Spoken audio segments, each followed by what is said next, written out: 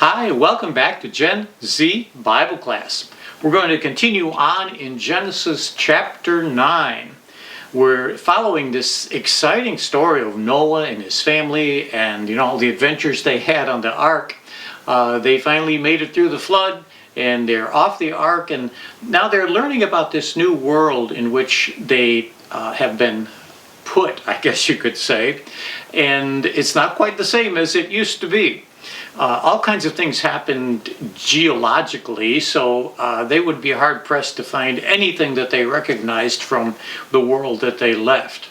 And one of the things that we're going to be looking at today here in Genesis chapter 9 is some of the things that changed. Some things about this world, this new world that they were entering, that were different from the world that they left. So we'll get right into it, and we'll read the first couple of verses of Genesis chapter 9.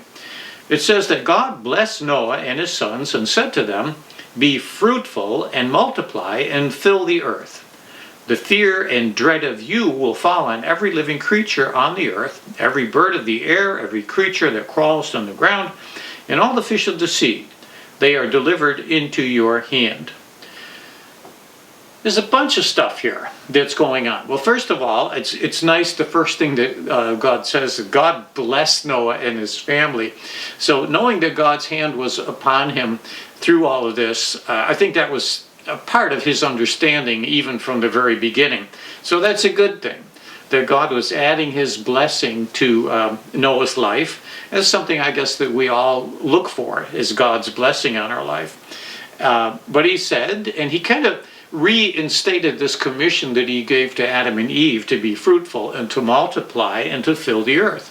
Because we're kind of starting from scratch at this point. Before that, we estimated that with Adam and Eve, after 1,600 years, there could have been millions of people on the earth by that time. So we don't really know. But now we're kind of back to almost ground zero again, starting with these 8 people that get off this boat. And, we were talking about the significance of these family lines and how this was the line of Seth and the only line of all of Adam's descendants that were able to step into this new world. So that was one of the things that happens. He is reminded of this commission to be fruitful and to multiply. But then there's an interesting thing. The fear and dread of you will fall on every living creature. What is this all about? I guess that might imply that before this time, maybe people got along with animals a little better than they do today. We talk about wild animals, and they're often very skittish when they see people, and people are maybe feel the same way. You don't want to confront a bear or a lion or something like that. We have this animosity between us. Maybe that didn't exist quite so much in the world before this. Again, it's just kind of speculation, but also maybe that's what made it a little easier for Noah to get along with the animals on the ark, if there really wasn't this contention that seems to have become part of the world after Noah steps off the ark. So it's kind of a curious thing, this contention that seems to be developing between men and animals. But then also God reminds Adam that you are the one who is in control. Just like he told Adam and Eve to be fruitful, to multiply, and to cultivate the earth, he's giving Noah and his family this same encouragement. I think at this point it might be good for us to think about just one aspect of the Christian worldview. Remember, that's what we're really working on here as we go through the book of Genesis. And when we think about, as Christians, how do we relate to animals? The subject seems to have come up here, as God is talking about this fear and dread that has now come between the animals and Noah and his family, between mankind and animals. I think we understand that today. We see how that works out. But what should be our attitude and the way that we think of animals? And the reason I get into this is because I think some people go way overboard in valuing animals. The one thing that we've seen again and again is this phrase, in the image of God, that God made us in his image. And that makes us unique from all of the animals. I think we might have talked a little bit about this before. And we have to be careful that we don't see animals as more important than they really are.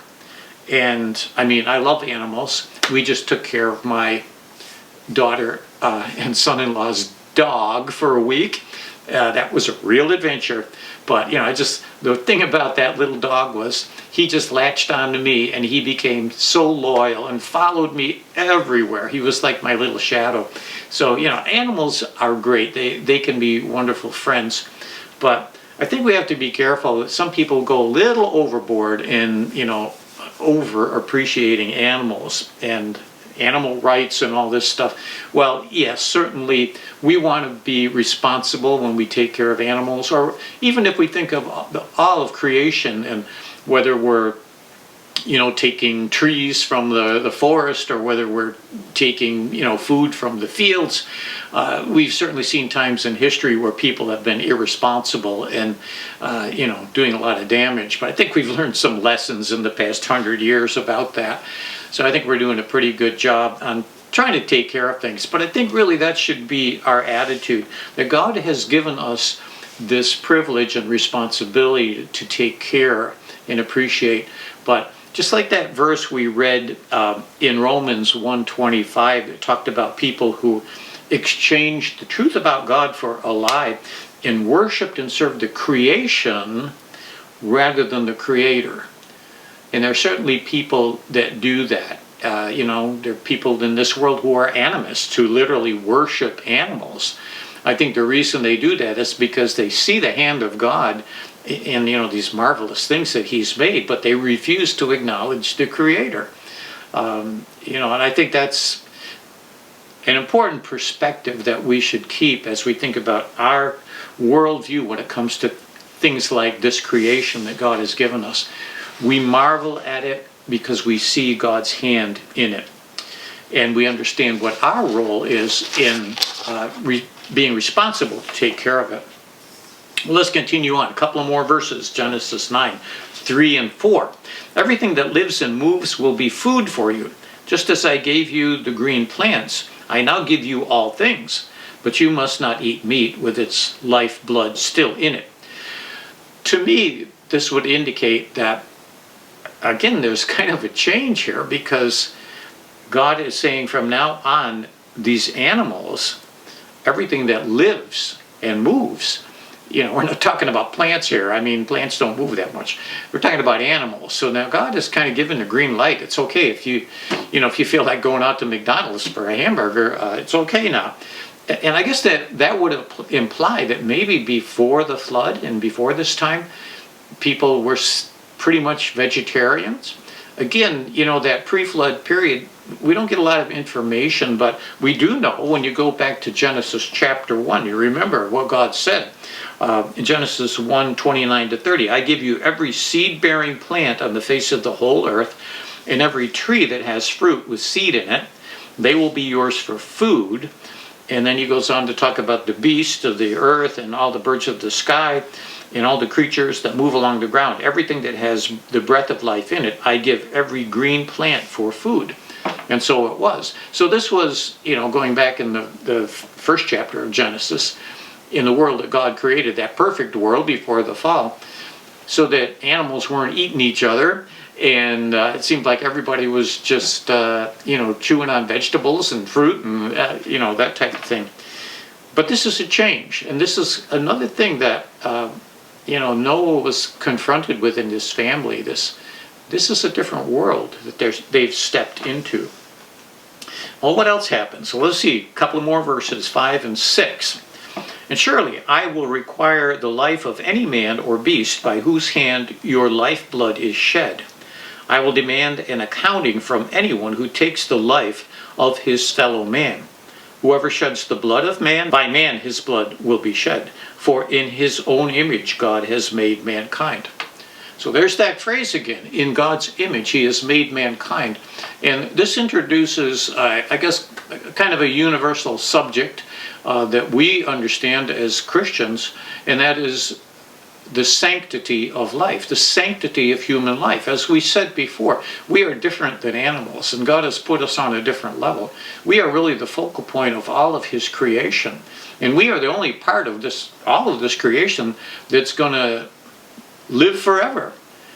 Because we're in his image, we have this eternal nature to us, and I think that's really an important distinction. And so it also introduces this subject of capital punishment. Now this is something, a lot of these things that are being introduced here are going to be elaborated on later on when Moses receives all these laws from God. Of course, we know, if you've read the Ten Commandments, thou shalt not kill. That's right in there as one of the Ten Commandments, which everyone is very familiar with. But God is making it very clear that human life, we are made in his image, and that there is something special about human life, and that no one has the right to take another life. Of course, we went through that whole thing with Cain and Abel, and we saw how God handled that. He had mercy on Cain, and at least in that case, he didn't, mete out judgment that he's describing here. But here is, established this case for capital punishment. I know a lot of people feel different ways about that, and politically speaking, it can be kind of a hot topic. But the bottom line for Christians is that God sees our life, human life, as being special and precious, and needs to be guarded in that way. So I think the other thing you can appreciate is when you see people that don't have this Christian perspective, that godless people, and how this whole issue of human life can be skewed in terrible ways. One thing that comes to mind is a story that a friend of mine shared about an experience that he had while he was in Russia. Russia is this godless communism, so everybody there, I know there are Christians in Russia, actually some very strong Christians, but as a nation, as a country, they turned their back on God. And he shared this really tragic experience that he was in a car riding along the road somewhere in Russia, and he saw on the side of the road a young boy who had been hit by a car and killed.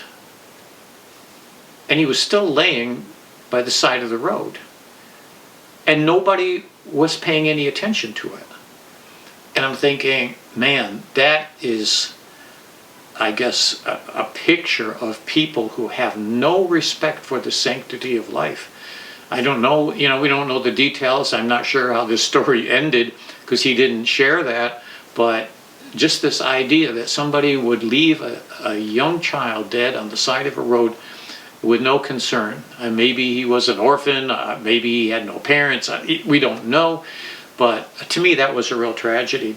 But you can also think of other cases in history. You can go through history and see how godless people have responded to this idea of the sanctity of human life, and they totally ignored it. Going back to the time of World War II, the whole world was being turned upside down by people who had just that kind of sense about the value of life.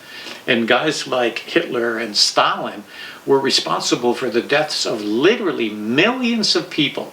They weren't convenient for them, politically speaking. They were problems, so they just had them eliminated. And the Imperial Japanese were kind of operating on the same level, that they did all kinds of horrendous things to people because there was no respect for human life. So I think this is definitely something that as Christians is part of our Christian worldview, that human life is the most valuable thing in the eyes of God, and it should be in our eyes as well. So let's continue. Genesis chapter 9, verse 7. But as for you, be fruitful and multiply, spread out across the earth and multiply upon it. This is just kind of saying the same thing all over again. This reminder that God has commissioned Noah and his family to go out and build this earth, build a new world. And I think that's something about Christians. If you look through history again and you look at the way Christians live their lives as opposed to maybe non-believers, is that Christians contribute a lot in the way of building, whether it's a government or a town or whatever it is. That as by nature we are builders, and we are here to be fruitful and to multiply. Whereas Satan is described as this roaring lion seeking whom he may devour. And people who are farther away from God are less worried about building and more, maybe a little more into anarchy and destroying things. So I think that's another part of the Christian worldview that we could see ourselves as being still in that process of building this world and making it a better place by God's grace. Well, I'll continue on. Verses 8 through 11. Then God said to Noah and his sons with him, Behold, I now establish my covenant with you and your descendants after you, and with every living creature that was with you, the birds, the livestock, and every beast of the earth, and every living thing that came out of the ark. And I establish my covenant with you. Never again will all life be cut off by the waters of a flood. Never again will there be a flood to destroy the earth. Now, we've already talked about this covenant. We got a little taste of it in our, previous verses that we looked at before. And this is a little more, I guess maybe a longer version of this promise and a little more detailed. This promise that God makes to Noah that he won't destroy the earth in that same way again. And if you read this carefully, you see everybody that's involved in it. He says, I'm making this promise to you. I'm making this promise to your descendants. I'm making this promise to every living creature on the earth. I mean, this was God's promise to us and to the whole earth that he would never do this again. So it becomes like a universal agreement and covenant. And now here's the interesting thing. Whenever you make like a contract. A covenant is kind of like a contract. It just describes a promise that you're making, and this is the promise that God made to us. But, if we enter into a contract with somebody, we are going to put our signature on it. We're going to have some kind of a stamp on it, or maybe you could go get it notarized. They have that thing that it puts a stamp on the paper itself as kind of a sign that you really mean what you're saying. And so God has signed this covenant in a very unique way. Now let's read about that. Verses 12 to 13. And God said, This is the sign of the covenant that I'm making between me and you and every living creature with you. A covenant for all generations to come. I have set my rainbow in the clouds, and it will be a sign of the covenant between me and the earth. And so this rainbow covenant, I think was really a cool way for God, as he said, to sign this covenant by giving us this beautiful sign in the sky.